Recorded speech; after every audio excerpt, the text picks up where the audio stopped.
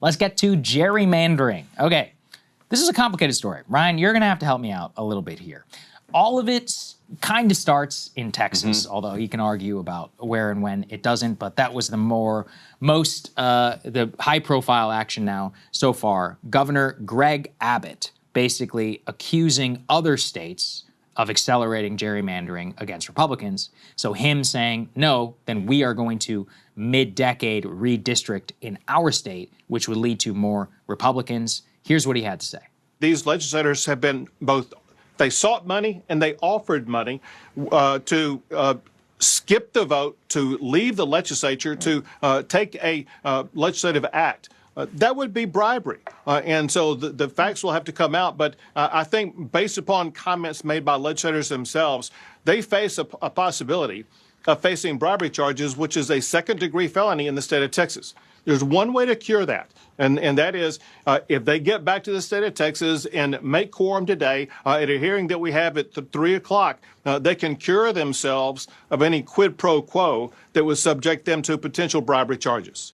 So all of this stems from the fact that the Texas legislative body was going to move forward with these redistricting. Right. Democrats didn't have enough votes to block it. Used to be would do it every 10 years. Right. Exactly. Yeah. Traditionally, it's done every 10 years. Every time there's a new census, et cetera, they're doing a mid-level.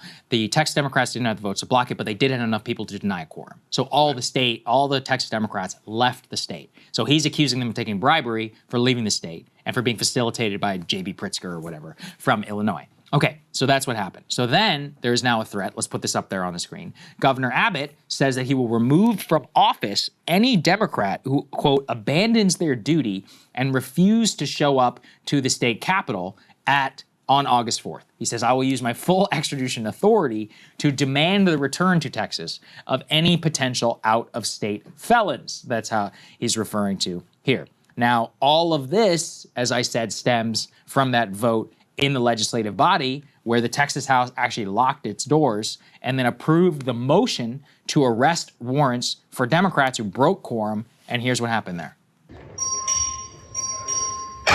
Being 85 ayes in 6 days, the motion prevails. The Sergeant at Arms and any officers appointed by her are directed to send for all absentees whose attendance is not excused for the purposes of securing and maintaining their attendance under warrant of arrest if necessary until further order of the House. All right, so that led then to now the Texas Democrats who are saying actually it's not a felony in the Texas Penal Code for leaving the state, that they're making it up, that they have no legal mechanism. But broadly, Ryan, this is all just about the gerrymandering accusation, which would lead to some 5 more seats for Republicans in the state. Now, why are Republicans and the White House getting involved even in this? And a lot of this is being directed at the White House because they have such a narrow margin in the House of Representatives right now, and Texas obviously under Republican control, especially they increased their margin in the state more recently. They're saying, well, hey, Illinois, Massachusetts, all these other Democratic states are gerrymandered to hell on top of California, so why can't we just go ahead and do it with Texas? And by the way, which we'll get to in a little bit, it's kind of true, all right? I mean, to the extent for gerrymandering and one-party control of the state, but what's your analysis here? So it is true in places like Massachusetts, there's basically no Republicans, I think, statewide, although, and then the state votes maybe 65-35. Right. So if you were going to have representation by proportionality, which we don't have, like we have single district let's make that very clear. members. We don't have that anywhere. Then you'd have a couple Republicans in Massachusetts, but you would actually have to gerrymander the heck out of those districts to make sure that you put all the Republicans in these seats. Like you mentioned at the top of the show, I've been covering this for forever now, and it is a case where I'm saying this objectively speaking, Republicans pushed farther and first on gerrymandering, like where they controlled. Let's say take Wisconsin for instance, which is a swing state, yet as when Republicans took it over in 2010. They gerrymandered it to the point where they had almost the entire congressional delegation, despite the fact that you'd often have Democratic senators and governors winning. But because they first gerrymandered, and they did this in Missouri and other places, first gerrymandered in Michigan, the state legislatures, and from there they gerrymandered the federal districts. Whereas and this was a complaint of Democratic voters, that Democrats wouldn't fight back because they were enthralled to this idea of good government. Because liberals really do, and this is a criticism that the left has of liberals. Liberals value process. Like they really want the process to be clean, whereas the left and the right care more about the outcomes and power. Yeah. Whereas liberals see, like, as long as it's fair. And so in New York and California and some other states where Democrats were in control, they set up these commissions that were designed to try to take power away from the politicians and put it into these kind of non-biased commissions that would do it fairly, quote unquote, fairly. And so as a result, you could have had many more Democrats in New York and California in particular than you had over the years. And so now, whereas in Maryland, for instance, they didn't do that. Like they're like, no, we're going to see if we can figure out how to get 8 Democrats in Maryland. They can't, but they're like at 7-1 or something like that. But now, with Texas pushing the envelope constantly and doing these redistrictings in the middle of the 10 years, which used to be like a norm that wasn't like, whoa, you're gonna just bust out every 2 years and like redraw it just to help yourself a little bit. And when Texas is an interesting case because not only do you have the shifting politics of different demographics, like, oh, now all of a sudden, Latinos we thought these in Latinos South Texas on the border are Republicans Democrats. now. Now they're Republicans. So how do we factor that into a gerrymander? All of these suburbs that are exploding in Texas, are these California Republicans that are moving to Texas, or are these, are these Midwest folks that are coming down to Texas and they're actually Democrats? And so it's a harder state to gerrymander, which is why they're constantly trying to do it, because as they're getting new data coming in from each election. And then you have to guess, like, are we going to have a Democratic wave year? Is it going to be like, so it's tricky. But they're trying to do it constantly. And so now, and I don't know if we have this next element up, now California and New York are like, screw it. If Texas is going to push this hard, then we're going to respond by throwing out our commissions. Yeah, we have and that Kathy from New York. Yeah, we can put up New York. Let's go ahead and play D6, guys, just to hear from Kathy Hogan. Yeah. And I have news flash for Republicans in Texas. This is no longer the Wild West. We're not going to tolerate our democracy being stolen in a modern-day stagecoach hoist by a bunch of law-breaking cowboys. Americans don't want a system that's stacked against them.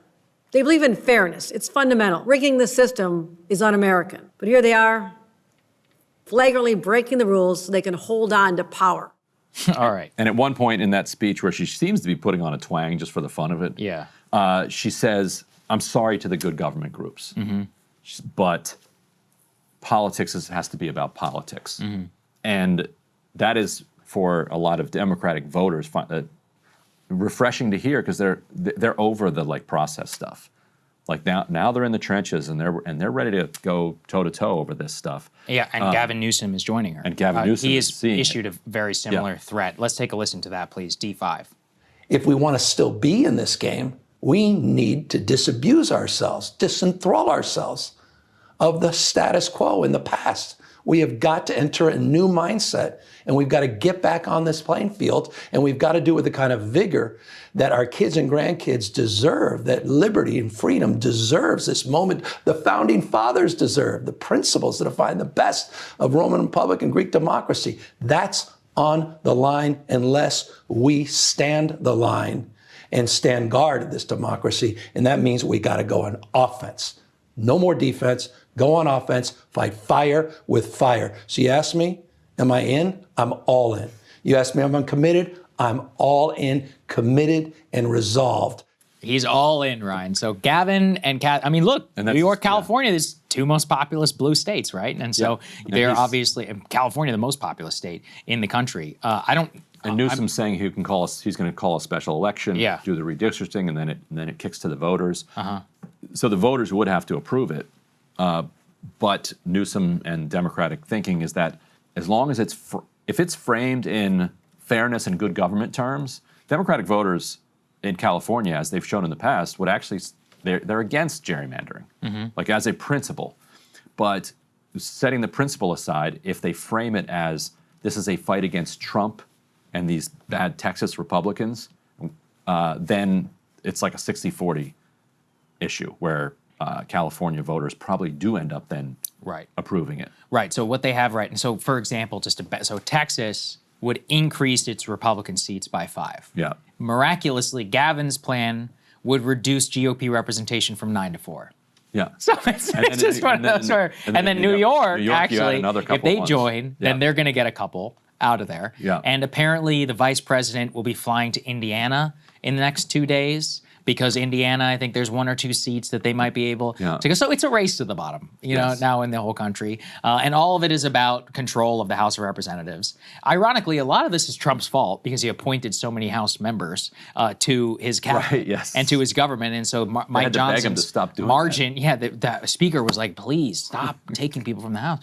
Because what's the GOP margin? It's a couple of seats now. I mean, it's pretty obvious they're probably going to lose. So what they're trying to do is at least hang on to the margin that they might be able to, in some miraculous scenario, win. But I mean, broadly, I don't know. I mean, it's one of those where it's sad, just the race to the bottom, I guess, on all of this. But in a sense, I agree with the right and the left here. I'm like, power is power, right? I mean, this is what it's all about. It's already like, let's all stop deluding ourselves that the system is in any way fair or whatever. It never has been, in particular, in this regard. I guess the last question I have for you is, how does the court play into any of this? How does that work? That's going to be interesting. Like, you put this... Because the court has a standard. Yeah, put D7 up there on the screen. The court has thrown out, and they have some standards when it comes to gerrymandering. Again, I don't fully understand it. I tried to read into it a little bit, but they have the ability to throw things out as on the basis of the Voting Rights Act and more on racial grounds, but I'm still not yet clear on what it all means.